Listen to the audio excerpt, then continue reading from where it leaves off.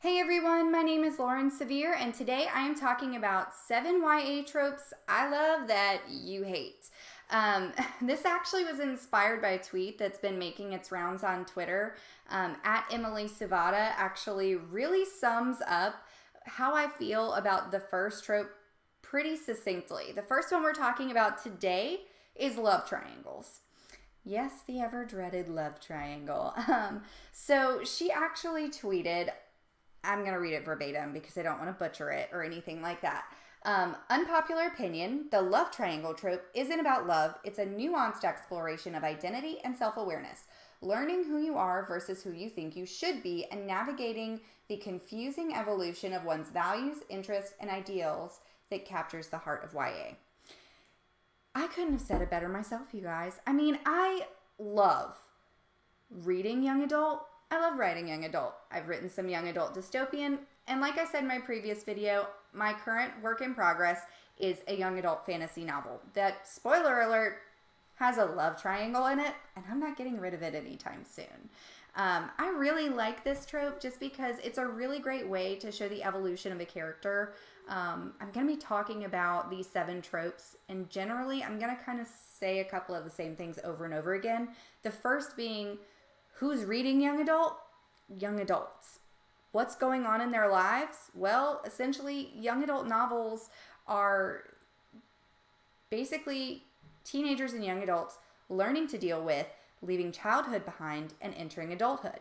So, what better way symbolically to show the growth and evolution of a character than to give them 2 choices of romantic relationship and to show how, maybe they choose what they need instead of what's first shiny and attractive, i.e. Gale and Peeta and Katniss.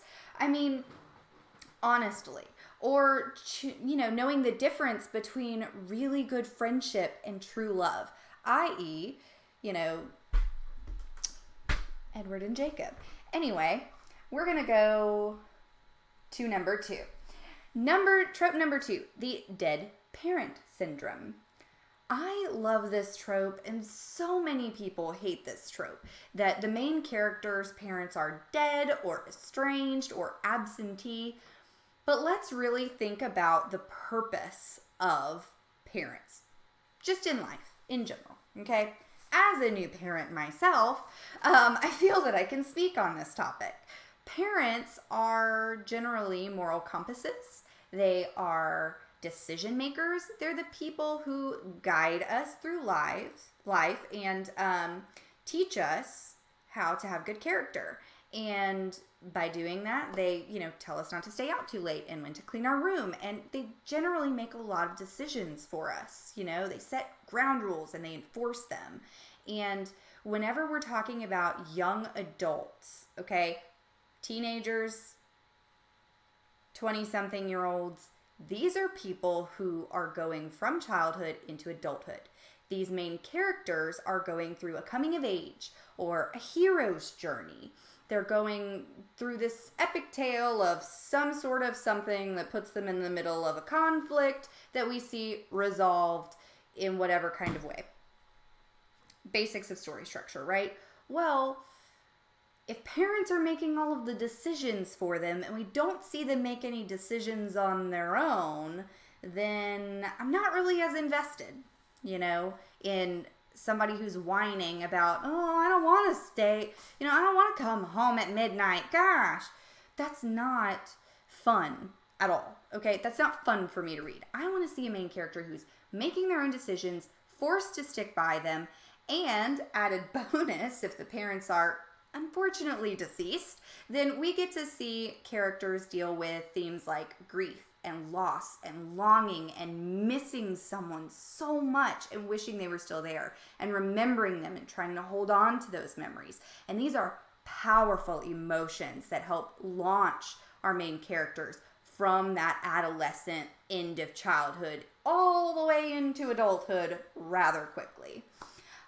So I actually really like this trope, not only because it's great for character development, but it also establishes our main character as being able to make decisions on their own and follow through with them, which is something that we definitely want because we want to be invested in them and their decision making and their inner monologue.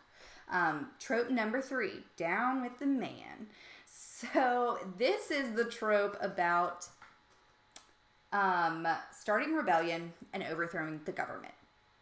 And I wrote a young adult dystopian novel, as I mentioned, that had a rebellion in it and overthrowing the government. And so I can definitely say that I love this trope for many reasons.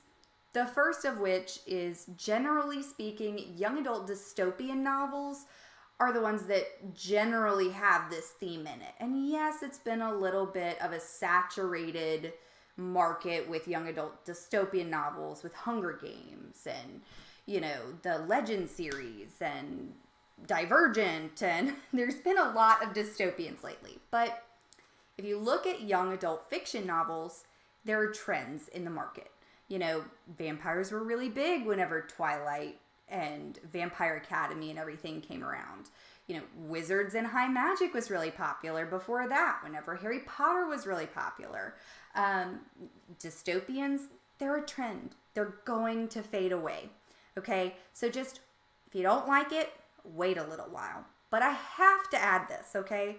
What in the heck is wrong with teaching young adults and teenagers to question authority? What is wrong with teaching the future leaders of our country to question their government? They're going to be the people who eventually grow up to be the ones running it. So quite frankly, I don't see anything wrong with those themes in literature, especially literature geared towards those young minds. I think we should be questioning authority. I think we should be questioning our government. I think we should be sticking up for what we know is right, and the theme of overthrowing a government is basically the theme of fighting against tyranny, which, hello, is the most American thing you can think of. Anyway, that's why I feel that way about that trope. Trope number 4, characters that are introduced only as love interests. Okay, so this one I'm like 50-50 on. I don't think that you should necessarily introduce a character in your book that is solely for the purpose of being a love interest. If it's, for, a supporting character or just a romantic interlude with your main character and then they die off or mysteriously disappear and they're never heard from again. Generally speaking, it's kind of bad storytelling to not have a fleshed out character in your book. But as a reader of young adult, I like to see main characters happy sometimes. And as a writer of young adults, I don't make my characters happy very often. In fact, someone once told me if my characters were puppies, they would have called PETA on me. I'm not very nice to them. So sometimes it's nice for the characters to be happy for just a little while. So I don't hate it, but you should probably, make sure that your story is a little fleshed out and that you don't introduce a character that has no backstory or meaning whatsoever into your whip, generally speaking. Trope number 5 is the protagonist as an outsider. Oh, gosh, you guys. Okay, so in literature and in life, we experience things uniquely in an alone way. And I'm going to go into that further. And I'm actually going to get pretty deep on this one. But what I really want to talk about is the fact that all characters, all people, experience life as an outsider. The basics of the human condition basically dictate that we have our own inner monologue, okay? As we're going through life and we're experiencing life, we are the star of our own movie. We are the main character of our own story. We're the hero of our own tale, right? Well, that means that even though we may have a lot of meaningful relationships, we may have quite a few friends at work or at school or whatever, and we're not an outsider or a loner in a typical sense, that we still feel like an outsider, that there's something special or unique or different about us than, maybe the rest of the general masses. And that's how we experience life. And so I don't really agree that you should hate this trope just because, you think that it's overdone or, written a lot. The reason it's written a lot is because people want to read and empathize with what the character is going through. And starting off as an outsider or someone who maybe doesn't quite fit in, that appeals to everyone, because at some point in our lives, we felt like an outsider or someone who didn't fit in. Every single one of us. And if I'm writing a book, and publishing it for people to read, I want the reader to be invested, to empathize. I want them to be able to put themselves in my main character's shoes, essentially. And what better way to do that than to connect with them through the basics of the human condition? So that is my opinion on protagonists as outsiders and why I love that trope and think it's very useful. So trope number 6 is the protagonist as the chosen one. Okay, anyone who's read Harry Potter, Divergent, Hunger Games, pretty much any major young adult fiction novel, I can understand why people say, oh, there's this chosen one, there's a prophecy, their powers make them special, their whatever makes them special, and why can't it just be a Joe Blow down the road? Well, because your character started off as an outsider or a loner, like I was at some point in my life, and now I want to be invested and care. So whatever is going on in the book, in the conflict, whatever you're putting your main character through, I don't want to read a book about somebody who's just ho-hum, quite frankly. I want to read a book about the person who was special, who was important, because it makes me feel like maybe one day I could be special or important, that I am the main character of my own story. I am the hero on the hero's journey, and maybe something is really special about me, like something was really special about whatever character. And so I really don't agree with a lot of the hate that this gets this trope. I think that it's definitely okay to just have somebody like dropped in the middle of some circumstances and rise above those circumstances. And I think that that's, a really great way to develop a character. But I definitely don't hate the chosen ones. If there were no chosen ones, then I don't know, the apocalypse would have happened by now or something. I don't even know.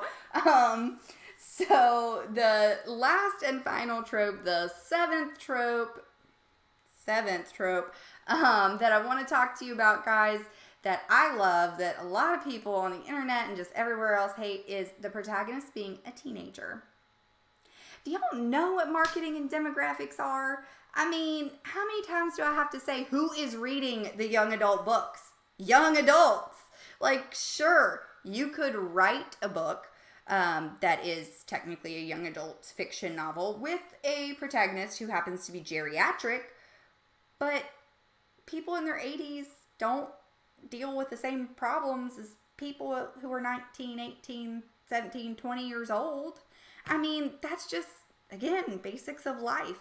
And if you are trying to market and sell and have people of a certain age or age group read your book, your main character has to be relatable, and they have to be able to understand and empathize with the struggles that they're going through, like the struggles of first romance, the struggles of learning what it means to be an adult and make decisions, like I said before, struggling with loss and grief and all of these things for the very first time. These are powerful, big emotions that are explored throughout young adult fiction, and probably an 80-year-old won't feel those things the same way a 17, 18-year-old would whenever they've never dealt with it before.